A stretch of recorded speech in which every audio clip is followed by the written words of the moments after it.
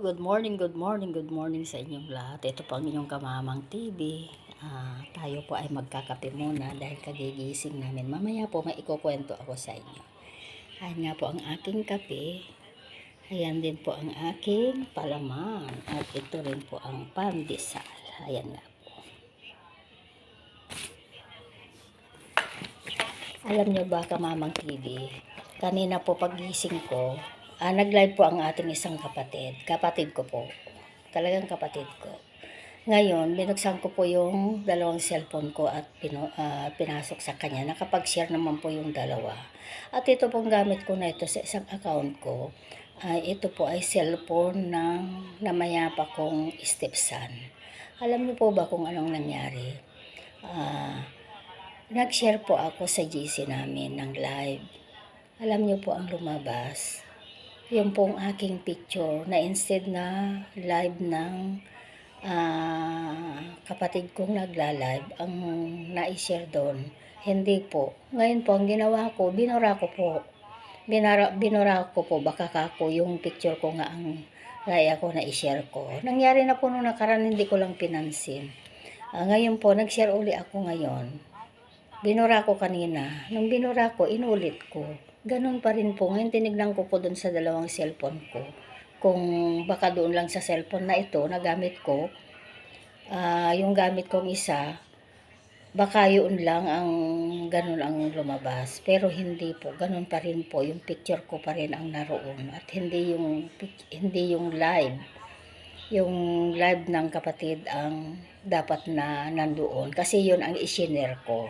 Dalawang beses kong ginawa. Ngayon po, uulitin ko po uli at ipapakita ko po sa inyo yung share po.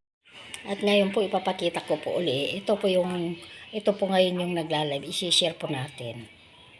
Ayan. Ayan nga po ang share niya. O, ilalagay po natin sa JC natin. Ayan po yung JC. I-send po natin. Ayan. Na-share na po siya.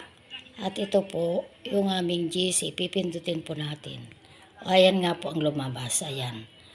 Kaya hindi po ba yung cellphone na yan ay nagmumulto dahil yung may-ari po ay mag-iisang taon na po sa March 7 ng kanyang kamatayan. Sabayan nga po sa atin, dahil Christian naman tayo, ay wala na yan. Ngunit, kaninang sinabi ng kapatid ko na, sabi ko dun sa live, bakit sinare ko ang live mo, bakit picture ko ang lumabas? Sabi niya, sabi kong ganun, hala nagmumulto. Sabi ko, hindi ko naman naisip na yung cellphone na hayaan ay cellphone ng aking stepson. Ngayon sabi niya, bakit? Sabi niya, ala, kasi nung sasabi ko nagmumulto, sabi ko, pero wala sa isip ko na yung cellphone na yun ay cellphone ng aking stepson na namatay. Ngayon ang nangyari, edi baka kako dahil nagpapaalala kasi mag-iisang taon na siya. Ay ito nga po Kamamang TV, ang aking isang na-content dahil nga po bigla na lang lumabas kasi kulang pa ako ng isang content. Ito po, magkakape na po tayo.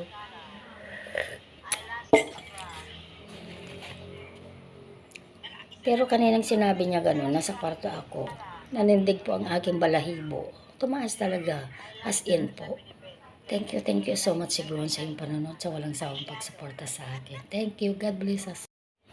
Kaya ito nga po ang part 3 ng ang aking kwento ngayon dahil nga po dun sa minumulto ang aking cellphone. Pero hindi naman po na tayo naniniwala. Kanya nga lang po, nagpapaalala talaga kasi kaninang sabi ng kapatid ko na naka-live, sabi ko, baka nagpapaalala daw. Sabi niya, oo nga naman kasi matagal pa, inaalala ko na yung 1 year anniversary, death anniversary niya. Kaya siguro gano'n, nagpapaalala lang siya. Naiiyak ako. Hindi ko man,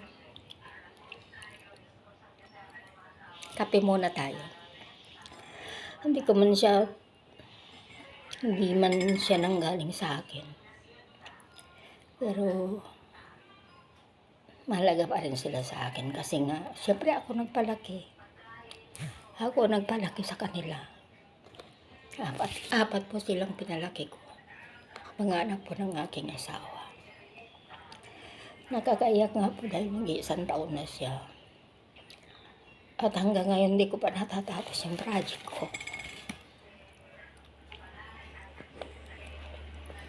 Kain po tayo guys. Thank you so much.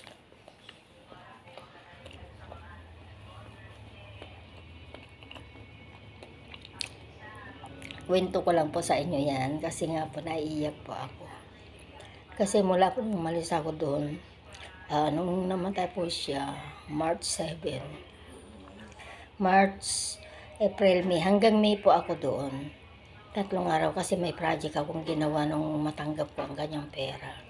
Gumawa ako ng Poso Negro para po di mawala yung pera niya. Pero hindi ko pa po natatapos yung kanyang bahay.